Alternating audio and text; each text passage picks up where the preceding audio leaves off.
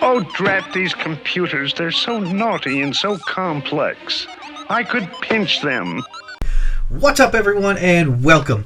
In this episode, we're going to talk about the Ragnar Locker Ransomware. How attackers infiltrate their newest publicly announced victim, which is the CAPCOM company out of Japan, how they were able to execute the ransomware attack, and how we can protect ourselves and our clients from these types of attacks. Before we jump into the nitty-gritty, let's talk about the agenda. The first thing I'm going to do is give you a definition about ransomware. In order to build a good defense, we must intimately know our enemy. I want to make sure that everybody is on the same page in terms of what ransomware is defined as. Once we have that out of the way, we'll jump right into what is Ragnar Locker, how does it work. If we know the pieces and how they work, we can evaluate whether we are vulnerable and then shore up that vulnerability. We want to learn from the fallen, who has been attacked. We're going to review some notable companies affected and see if we can learn anything from their experience. Finally, we're going to wrap it up with what can I do? Steps to improve. We're going to look at some common areas that we can immediately address to reduce our vulnerabilities. So, what is ransomware? According to Wikipedia, ransomware is a type of malware from cryptovirology that threatens to publish the victim's data or perpetually block access to it unless a ransom is paid. While some simple ransomware may lock the system so that it's not difficult for a knowledgeable person to reverse, more advanced malware uses a technique called cryptoviral extortion. That would be the Ragnar Locker ransomware or ransomware group. So it encrypts the victim's files, making them inaccessible, and demands a ransom payment to then decrypt them. In a properly implemented cryptoviral extortion attack, recovering the files without the decryption key is an intractable problem. Big problem. And difficult to trace digital currencies such as PaySafeCard or Bitcoin and other cryptocurrencies are used for the ransoms, which makes tracing and prosecuting the perpetrators also difficult. Ransomware attacks are typically carried out using a Trojan disguised as some legitimate file that the user is tricked into downloading or opening when it arrives as kind of email attachment. I say typically because there are other ways in which you can get infiltrated, and we will discuss those very shortly. So, what is the Ragnar Locker, and how does it work? So Ragnar Locker is an evolving ransomware. Some sources actually say it's a ransomware gang. There is a Ragnar Locker ransomware gang that employs ransomware attacks. Nevertheless, it affects devices that are running the Microsoft Windows operating system. It was initially observed towards the end of December 2019 as part of a series of attacks against compromised networks. So first, the attackers, they infiltrate your network and do recon to find out if there's anything even worth stealing. This might actually be kind of how they determine the price that you want you to pay. So if you have like massive financial data for them to take or huge databases filled with in-depth customer data, passports, and all kinds of stuff, it can make it a pretty expensive ransom. So once the attackers have completed their recon and they've taken any data that they want, they deploy their ransomware payload, which encrypts the entire network. So anyone connected with any Windows device to the network has their device encrypted, and then finally you get this ransom note, which includes like how you can pay. Now that's a very brief overview. We're gonna dive pretty deep into this ransomware to see how it works. Let's first go through the steps I just outlined, and in the next sort of layer of depth. So the infiltration step. The attackers first compromise networks, infrastructures, and organizations using found vulnerabilities, or they go through social engineering such as phishing or spear phishing, business email compromise, or BEC attacks. Now, in the case of CAPCOM, they had either an old VPN device or the software was outdated and had a vulnerability in it, and that's how they got compromised. So it wasn't due to phishing, it was actually due to an infrastructure vulnerability. So after they do the infiltration, they basically, sit on the couch, order some pizzas, get all the gang together, and they begin their recon. Pre-deployment tasks and data exfiltration are performed before they execute the piece of ransomware. In the case of CAPCOM, the attackers, in terms of their ransom data. They got 10 gigabytes worth of data, including customer information. Doesn't sound like a lot, but in total you're looking about 350,000 records and sales data, and when you break that down, there's something like 1,400 employees and maybe 150,000 people from this website that CAPCOM owns, and then there was something related to people who either sent their resumes and that information was stored. But the entire amount is estimated at roughly 350,000 people that were affected. So once the recon is done and the pre-processes are set up, the payload is dropped, which then is executed manually. So again, these people haven't left yet. They're still inside your network after all this time, hours, days, weeks. They then execute the ransomware, they encrypt the entire network, and then you see a ransom note. So here's just a snippet of one of the ransom notes. What's key here is that each malware sample is unique, with the specific ransom note hard-coded inside the malware. The affected group name, the links to the Bitcoin wallet, and the links to a dark web blog are embedded inside the binary. So this is a pretty heavy manual process. There are humans involved at most of these steps. So it's not like a script kiddie or something that just runs automatically. There is time, a massive amount of time and effort involved to learn about your network, what services are running, and get a sort of a map out of what they need to do in order to then encrypt everything as much as possible to increase the damage. So let's take another look at the infiltration step, just so we can, for ourselves, think about it. Well, how could they get in? There are numerous ways. If you have a VPN, with the last year, almost a year and a half of COVID, there have been so many people that are working from home, but they still may need access to stuff in the office. So you have a VPN set up. They connect. You have to make sure that that's up to date. That is, again, how CAPCOM was infected. They got through via a vulnerable VPN.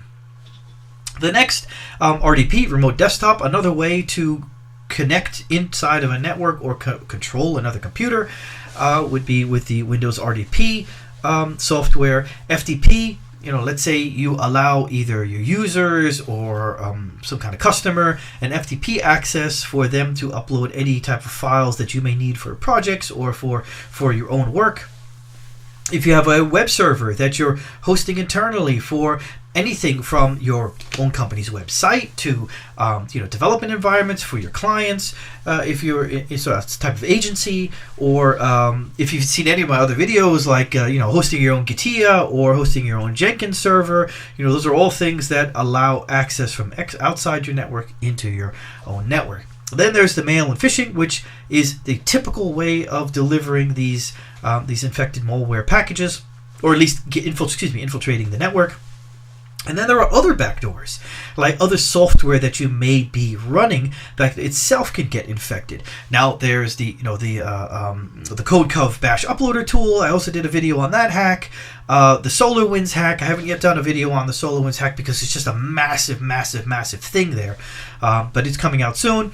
So you can see here that attackers they don't just need to rely on phishing. They have multiple points where you could potentially be vulnerable here. So how does it work? Once they actually get the infiltration, they're going to install virtual machines on any infected local machines.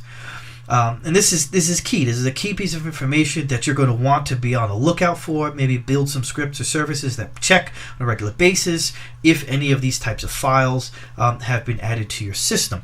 That way you can be alerted and disconnect that particular machine immediately, like create another script, PowerShell script, to just disconnect it from the internet completely, if this were to be the case. That's an option.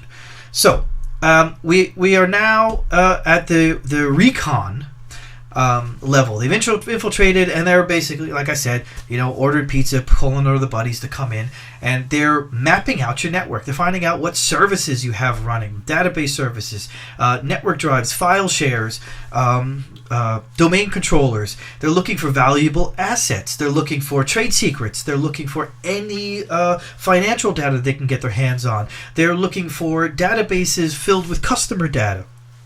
They're looking for information, again, by CAPCOM. If I remember correctly, it stated that it was people who had applied for a job and had information that Capcom was still holding on to, that was also grabbed. Once they have those assets, they're looking for anything they can use as leverage to make you pay, make you want to pay. They then upload that to a secure server, and while that exfiltration is happening, you have other people, or potentially the same person, scanning any and all services, like I mentioned before, databases, file servers, etc., so that they know where it is, how to control, what do they need to use to control it, to stop the service, so that they can then encrypt whatever files, for example, database files, etc. So, in order to truly understand all of this, recent information kind of leaves out a lot of important information, I feel. So I went back to as far as I could, and I went back to May 2020 when the Sophos Labs did their report about the Ragnar Locker Ransomware. And the key there is that it actually installs a virtual machine. And this virtual machine is the key to how they have circumvented so much of existing security. So this is what we need to pay attention to. Now, the payload was a 122 megabyte installer with a 282 megabyte Oracle VirtualBox Windows XP virtual machine. So in past attacks, the Ragnar Locker group used exploits of managed service providers or attacks on Windows Remote Desktop, RDP, which we mentioned already, connections to gain a foothold on the targeted networks. After gaining administrator-level access to the domain of a target and exfiltration of data, basically stealing all of the data they're going to use for the ransom, they used native Windows administrative tools such as PowerShell and Windows Group Policy Objects, GPOs, to move laterally across the network to Windows clients and servers. Now, I say laterally across the network. That doesn't just mean an office. If you're thinking just about inside your office, you're crazy. These things move across countries, wherever the network leads it. So, in the detected attack, the Ragnar Locker actors used a GPO task to execute a Microsoft installer, the MSI exec.exe. It passed parameters to download and silently install this 122 megabyte crafted unsigned MSI package from some remote web server. The primary contents of the MSI package were a working installation of an old Oracle VirtualBox hypervisor from Sun XVM VirtualBox before Sun was bought by Oracle in 2010. Then a virtual disk image file, a VDI, named micro.vdi. So if we could create a service to scan on changes or scan our system regularly for a micro VDI, that's going to be an important piece for us to deter or to catch it early. So an image of the stripped down version of the micro VDI is an image of the stripped down version of a Windows XP Service Pack 3 operating system called Micro XP 0.82. The image includes this 49 kilobyte Ragnar Locker ransomware executable. So the entire Ragnar Locker ransomware executable is 49 kilobytes. What do these guys do? They infiltrate your network. They drop a VM, right? Or they use an MSI exe, exec.exe, to download and silently install this VM. The VM is installed, the VM is started, and then on that VM is this 49 kilobyte executable. So the virtualization software and the virtual disk image are copied to the folder C Program Files 86 Virtual Appliances. So if I could monitor my systems, my Windows-based systems, I would be monitoring for any creation or any change within that directory. I'm giving you all the answers. So, in addition to the VirtualBox files, the MSI also deploys an executable called va.exe, a batch file named install.bat, and a few support files. So after completing the installation, the MSI installer executes the va.exe, so it's executed now, which in turn runs the install batch script. And the script's first task is to register and run the necessary VirtualBox application extensions, VBoxC DLL, VBoxRT DLL, and the VBox drive.sys file, as you can see here in these individual batch file commands. So now the VirtualBox is registered and can be run. The script then goes on to stop the Windows Shell hardware detection service to disable the Windows autoplate notification functionality using this command, scstop shell HW for hardware detection. Next, the script executes a command to delete the targeted PC's volume shadow copies. It's a real kick in the nuts right there. So victims cannot restore old unencrypted versions of their files. Now the install bat script then goes on to enumerate all local disks, connected removable drives, and mapped network drives on the physical machine it's installed on. So its host. So they can be configured to be accessed from within the virtual machine. So you have your physical, let's call it a laptop. On that laptop is now a virtual machine, and that virtual machine is now gaining access to any device that this physical machine now has access using this script. So the commands of like where the locations are of your C drive, your E drive, any external drives, any file shares or network drives, that's stored in a list. And then in order to construct the micro XML VirtualBox configuration file for when it boots up and then has access to all this stuff, they basically use this script here to take the VM1.txt, which, if I'm not mistaken, was the drives. They give it a CPU count, basically give it the configuration. The total configuration of the virtual machine is 256 megabytes of RAM, 1 CPU, and a single 299 megabyte hard drive file micro VDI. Then they add on an Intel Pro 1000 network adapter that's attached to the net. So now the virtual environment is prepared. Right? They set up their virtual environment. The install.bat command goes through a list of processes, names, and terminates these processes, so any files they have open are unlocked and become accessible for encryption. Think about a database. When a database software is running, those files are essentially locked. They would not be able to be encrypted. But if I stop the database server, those files are just files, and they are accessible, and I can encrypt them.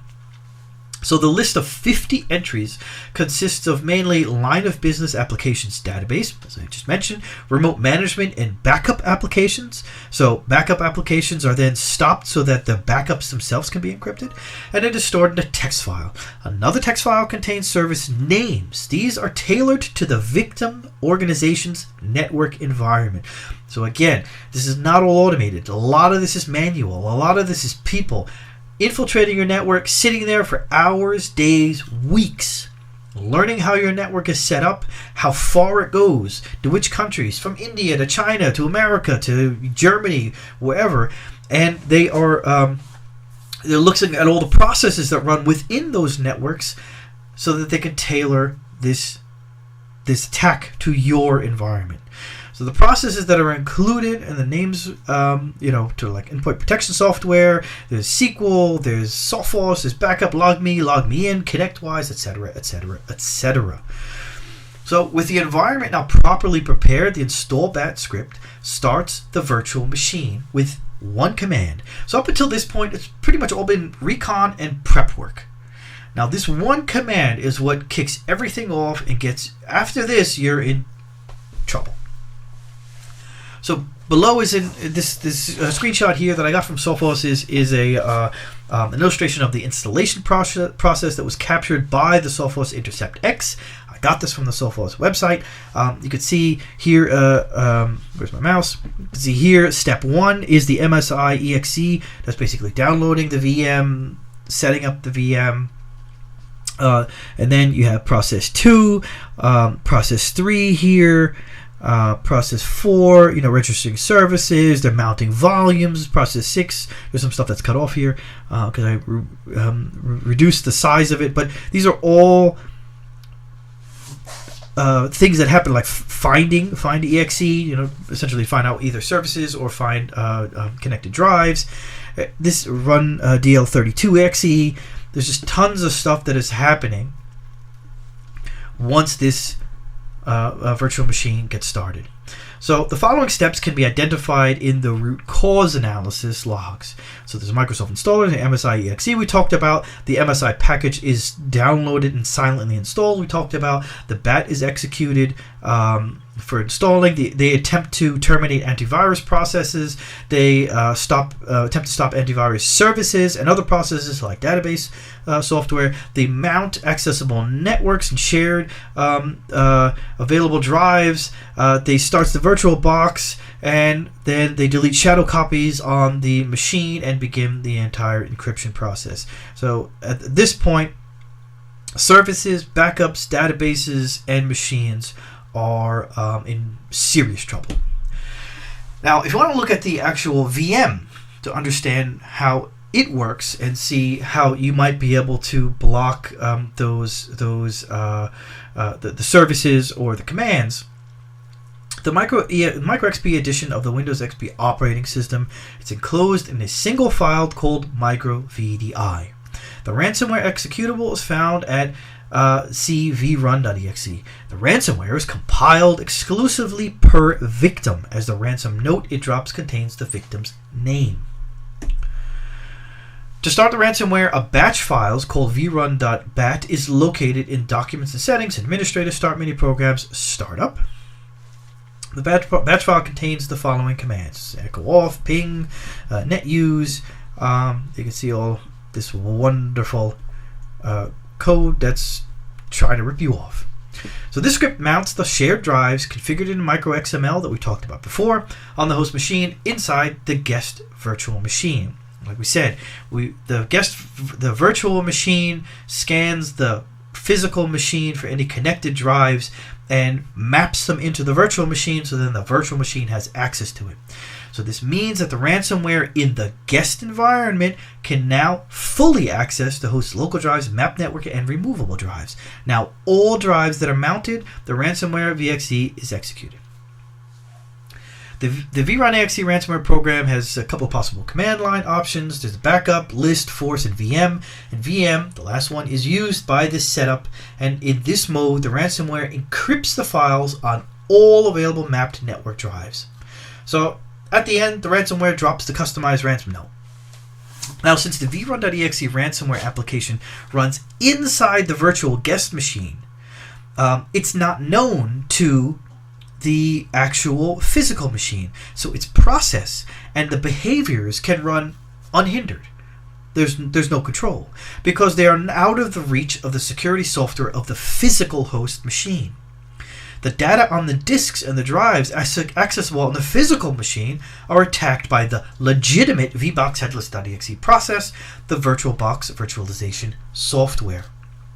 So we know that we have a virtual machine sitting on the physical machine, and because the virtual machine is boxed and is not accessible by the physical machine doesn't know what's happening on the virtual machine.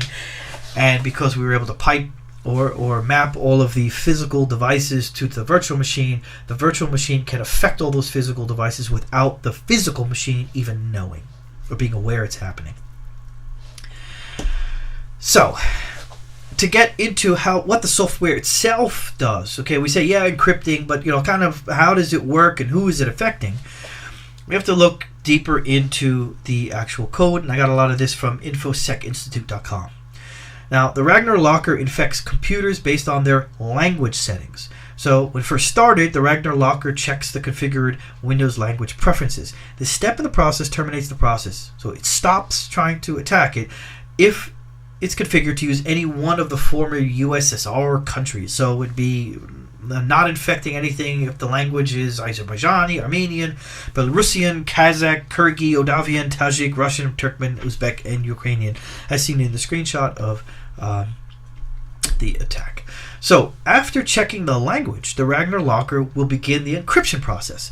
So it skips old browser folders like Windows old, Tor browser, Internet Explorer, Google Opera Software, Mozilla Firefox. It skips the recycle bin, it skips the program data folder, and it skips all users folders. As also can be seen here, the screenshot. Now, in terms of the encrypted files, the Ragnar Locker adds this hard-coded extension, Ragnar _, and then they generate a unique ID. All available files inside the physical drives are encrypted, and then the notepad.exe process is what is open to then show the ransom note on the victim's system directory. Oops. So here's example of where a ransom note was placed into the public documents. This Ragnar down here, this Ragnar, where's my mouse? This Ragnar CF9BA69B. And when you dive even deeper into sort of how this is all coming to play, you see that in the technical heart of the attack, everything is encrypted. We see that the malware gets and decodes even the ransom note from the key section and the public key and some configs. That section is decoded in runtime to give access then to the file contents. And then finally, the encrypted files themselves have this Ragnar file marker added to the end of the file. Now, once all of the encryption is done, your system is basically dumped to this this ransom note here, and again, the ransom note or the entire hack is customized to your organization. You get a custom Bitcoin wallet. You get a custom amount. Your company is there. You get a custom custom key, etc. So let's really quickly just go through those processes again because we've gone through a number of slides. We first see that it installs a virtual machine on the physical machine once they infiltrate. They start by damaging the Windows shadow copies, making repairing from older versions much more difficult. It enumerates the attached drives and running processes based on a list of around 50 processes, and stops any processes that match specific strings, SQL, log me in, etc. It checks the language to see whether or not your country or your language preference is based on some previous or old USSR country. When it begins encrypting, it appends this Ragnar with the unique ID at the end, and it adds the Ragnar file marker, adds a ransom note, of course, with how to pay. And one piece that hasn't really been mentioned so far is that this encryption ransomware, it doesn't know if it's been run, or it doesn't check if it's been run before. So you could ultimately have a laptop that's been encrypted and then re-encrypted and then re-encrypted and then re-encrypted over and over and over again. And there are instances, there's one, I think I saw it on infosecinstitute.com, where they showed that one file was encrypted 3 times. Let's talk about some known cases. Okay, let's see if we can learn from how some of these other companies that were affected. We're going to start off with CAPCOM, which we've talked about a number of times. Just to recap, it was a vulnerable VPN that gave access to the attackers and then gave them the time they needed to infiltrate to the recon and then set it. 350,000 customer and company records, including sales and shareholder data, potential being compromised or were compromised. Next, we have the Ireland's National Health. This just happened on May 14th. It was announced on May 14th. Now, there's currently no indication that what variant of ransomware has been used, but we do know it was the Conti ransomware group. But there are other key details here that we need to keep in mind. So, according to a screenshot of the communications between the National Health Service and the Conti ransomware group, the hackers allegedly had access to the health service's IT systems for more than 2 weeks. So this is not a 2-minute thing, this is not automated. This is a timed process that they need to first get in, then learn your systems, learn your network, then create their malware package and their encryption package so that it knows what services to stop, it knows what services or what external hard drives or internal hard drives it should be encrypting. All of that stuff, it's not set it and forget it, it's not automated, it is devised manually. So they also claim that they had stolen 700 gigabytes of unencrypted files from the health service, Irish National Health Services, including patient info and employee info, contracts, financial statements, payroll, and more. So the gang, they wanted $20 million. Just shows you how valuable they found that information. Also key here is that the Ireland's National Health Service said they didn't want to pay. And then a few days later, a ransomware attack on the Ireland's Health Ministry was hit with a similar attack. Now we go on to Campari, the alcohol company. They were targeted by hackers using the Ragnar Locker ransomware. According to some reports, the malware attack managed to encrypt data on 24 of the company's servers around the world, and the hackers responsible demanded $15 million in cryptocurrency. In its ransom note, the group claimed it had stolen 2 terabytes worth of files from Campari's servers, including sensitive information like bank statements, social security numbers, tax forms, contracts, even passport details. This is where it gets crazy. The hackers, because Campari didn't want to pay, the hackers took out Facebook ads to pile on an entirely new layer of extortion pressure, letting the public know that Campari data was compromised and that the liquor giant was refusing to pay to keep it secure. The ads were first spotted by researcher Brian Krebs on November 9th, 2020, were to the point and entitled Security Breach of Campari Group Network. The Ragnar Locker, they bought ads using a hacked Facebook account, which Krebs said subsequently let that ad be seen by 7,000 users before Facebook caught on. Now, Campari is $2 billion in revenues, not a small company. They have a serious IT division. They were still affected. CMA-CGM. Before this, honestly, I'd never heard of them, but they are a container shipping company. They revealed that they were the latest victim following other leading liners including Maersk, YNO, MSC, and Costco in recent years. The Ragnar ransomware gang instructed them to make contact within 2 days. Like, this is their tactics. You got to contact me within 2 days via live chat to pay for the ransom key. CGM Group, roughly $32 billion in revenues. $32 billion in revenues. Next up, Nest Digital out of Israel.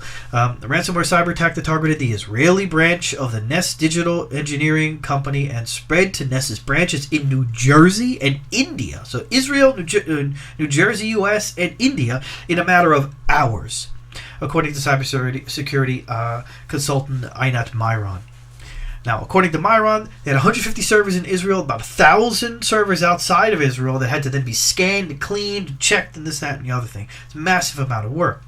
The managers of the company's India branch reportedly began managing the incident right off the bat and have brought their insurer AIG into the picture. So they have insurance. Their yearly revenue, $550 million. Still, not a small company, and they're an IT company. Engineering. Then you have Dassault Falcon Jet.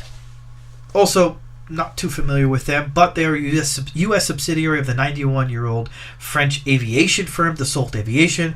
They took a hit from the gang with a Windows Ragnar Locker ransomware. They are a $12 billion in revenue company.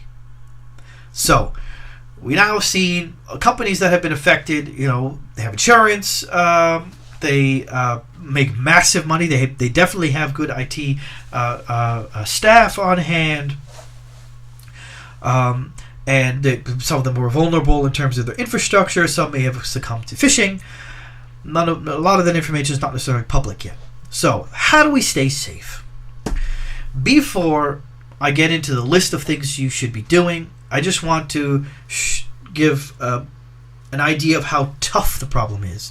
And I'm going to quote the Chester Wisniewski, who's a principal research scientist at the British IT firm Sophos, where I got a lot of this information from. And he comments that controlling, updating, and securing computers is a challenge for any global company, but especially for shipping and logistics. So, that would be my first disagreement. I think every company, I wouldn't just single out shipping and logistics. Security costs increase dramatically when attempting to create uniformity across diverse environments. Wisniewski added, many companies look at dollars being spent on security and think it's a solved problem. It's been solved 1 million times before, right? But to effectively defend against big game ransomware gangs, you must have humans actively threat hunting and manning your side of what he calls the chessboard. So this is not something you can just throw money at and have a piece of software do it for you. This is active handling. So let's get into our list of what you can and should do. Number 1, educate your users. There are statistics out there that talk about, 80% of all hacks happen from the inside. So if you think about phishing, if you think about people clicking on links in their email for maybe it's private things that the link is infected, or maybe it's business. Somebody sends them, say, here's an invoice, and they click on it like an invoice. I don't recognize an invoice from this company. They click on it by mistake. You have to educate your users to spot suspicious emails and activity and contact IT if they encounter suspicious pop-ups. You need to make time for regular offline backups, and you need to test your backups to ensure they can be restored from reliably. If you look at a lot of these instances and companies that have been attacked, not just by Ragnar Locker, but by other ransomware attacks, you will see that the companies that don't pay typically have at least partial usable backups. If they don't, another thing they have is insurance. But backups are extremely important. You should be making backups of your backups. You should make backups of your backups and put them in a freezer. To take it, rip it out of the drive. The freezer is a bad idea. But my point is, put it in a vault, put it somewhere so that you will always have the ability to get back online at least 90 to 95%, if not 100% of your business in as short a period of time as possible. Key point here that I want to express is that within one of the articles that I read for another hack, a company specifically pointed out that they paid the ransom. They got the key to decrypt their network. The decryption was so slow that they had to cancel it and still use the partial backups that they had. So they paid the ransom and then couldn't get all their data back because the decryption process itself would have taken so long. They would have lost enough business to potentially put them out of business. They couldn't risk it. So make backups. Next, have a plan and review it regularly. A plan for reviewing your backups. A plan for your infrastructure, reviewing infrastructure, when, how, who's involved. You want to make a plan for oversight. You want to make a plan for reviewing permissions, for integrating new IT people in what their roles and permissions should be. That should all be planned. You want to review your infrastructure, your hardware and your software regularly. Overlooking this kind of stuff is what is going to allow those vulnerabilities in VPNs, in RDP, in FTP, in web services. That's how those people are going to get in that way. You want to update your systems regularly. You want the systems of your employees to be up to date as possible. You want to restrict write permissions on file servers. Not everybody needs to have admin access to a file server. You want to use advanced endpoint protection that can identify new malware variants and detect malicious traffic. You want to use email and web protection, of course, to block access to malicious websites and scan all downloads. Firefox and Chrome have protections in place, but if you can add on protection through antivirus softwares, then all the better. Anti-malware software. You want to disconnect from networks immediately if you suspect infection. So I talked about creating services that maybe check drives or check specific folders, like the program virtual box, I believe it was, folder for any changes or anything that meets these types of criteria. And that way then you could trigger another script or another service that completely disconnects that machine from the internet. These are automated ways that you can protect yourself. But you want to make sure that you can try to disconnect from networks immediately if you feel that your entire network or your systems are under attack. And then finally, and I put this as the last, because not everybody can afford it, but if you can, get insurance. Again, most of the companies that I have read about in all of these types of ransomware attacks who have paid have at least gotten partial payment or partial help from an insurance policy. So with that, I'll leave this list up here for the end of the video, just so that you can either jot things down or make a note or take a snapshot, whatever you want to do. I do hope that you enjoyed this video. If you did, don't forget to give a thumbs up, subscribe to my channel. I'm going to be putting out more videos about all of these types of ransomware, these hacks, DevOps, how you can improve your DevOps processes, your DevSecOps, how you can secure a network, secure your systems, secure client systems if you happen to be an agency or a freelancer.